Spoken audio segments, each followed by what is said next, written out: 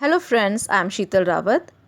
Today we are going to discuss our second question of assignment MEG 7. Examine Anand's use of imagery in his novel Untouchable. But before that, let's discuss the summary of this novel.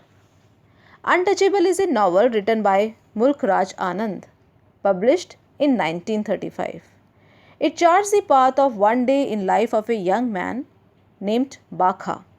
Bakha is a member of Untouchable. His job is to sweep streets and human waste of upper class. Because he was born as an untouchable, this will be Bakha's job for his entire life, unless there are reforms in India. The entire novel takes place on one day of Bakha's life and his tolerance of mistreatment of upper class. As the novel begins, Bakha is reporting for another day of human waste cleaning at the behest of his father, an ill-tempered named Lakha. While cleaning the human waste of a famous street hockey player named Charan Singh invites Bakha to visit him later in the day. He promises him to give hockey stick as a gift. When Bakha comes home, his sister Sohini leaves to get water for them. She travels to the communal well. However, the untouchable are not able to dip their own water. The upper caste Hindu believe that the touch of undercaste will pollute the well. So she waited. A priest named Kali arrives and, taken away with Sohini's beauty, agrees to pour water for her. He then invites Sohini to the temple courtyard later in the day so that she can clean it. Bakha moves through the streets, sweeping. He accidentally brushes up against a Brahmin Hindu who begins to shout that he has been polluted by Bakha. The man shouts at Bakha. As a mob gathers, joins the insult. The man slaps Bakha. And then a Muslim cart driver comes. He watches all this and saves Bakha from all this insult. Then Bakha goes to the temple and looks inside, which he is forbidden. But before he is caught, Sohini appears, crying.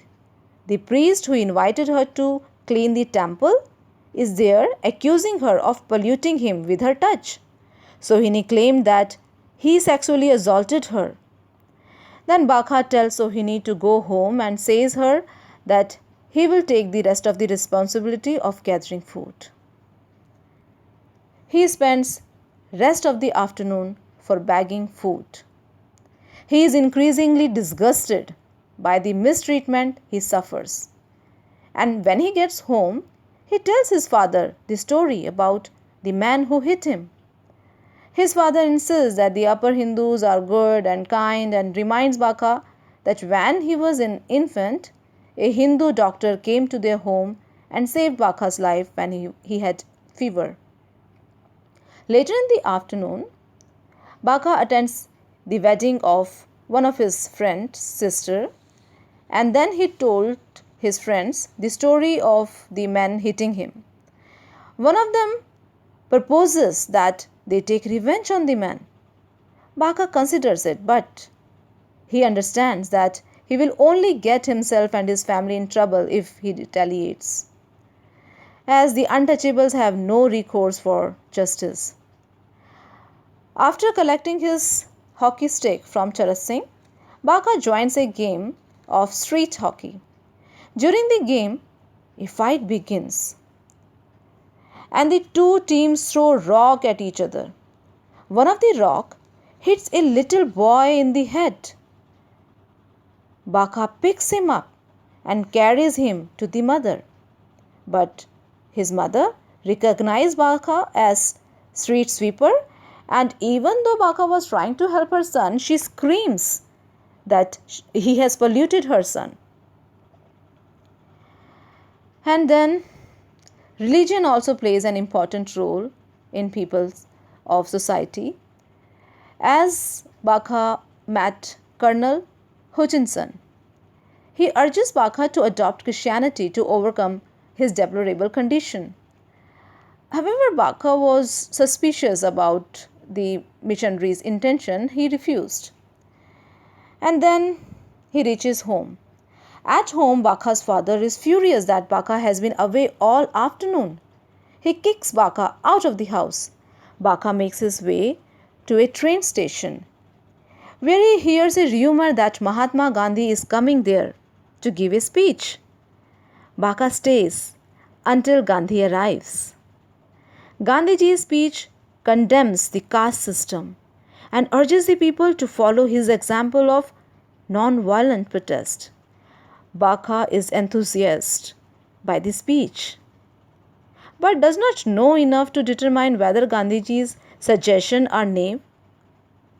After the speech, Bakha overhears two educated men, a poet and a lawyer, debating the merits of Gandhiji's speech. The lawyer believes that Gandhiji's aims are childish and irrational. Long-standing traditions are rarely overturned. But the poet, he believes that the barbarism of the caste system will be eliminated, particularly in the light of the fact that the flushing toilet is rumored to be coming to their town. And once the people have flushing toilets, there will be no need for the untouchable to dispose the town's refuse. Now, the debate helps Bakha to find a solution to untouchability. He is a happy soul with many conflicting happy thoughts in the mind. He decides to go back home and tell the speech to his father. He is no longer in confusion as he decides to follow the path of Mahatma Gandhi. Further, he realizes that religion has not made him an untouchable, but it is the people who have created such profession. Bakha is in harmony now. He is harmony with his life. For he has realized the truth. The two knowledgeable men he listened to, Iqbal the poet and Mahatma Gandhi. And this is how the story ends. And I hope you have understood the complete summary of this novel. And now let's come back to the question. Examine Anand's use of imagery in his novel Untouchable. First, we must know what is imagery. Imagery means to use figurative languages to represent objects, actions, and ideas in such a way that it appeals to our physical senses. For example, it was dark and dim in the forest. So the words dark and dim are visual images. Now, I hope you have got your study material and you will find the answer in page number 62. Imagery which Anand has used in this novel are the sun and river. And now I hope you will be able to do this answer. And now I request everyone to like my video and subscribe it, and only then I'll be able to make a new video with new answer of new assignment. All right, so bye for now and thank you.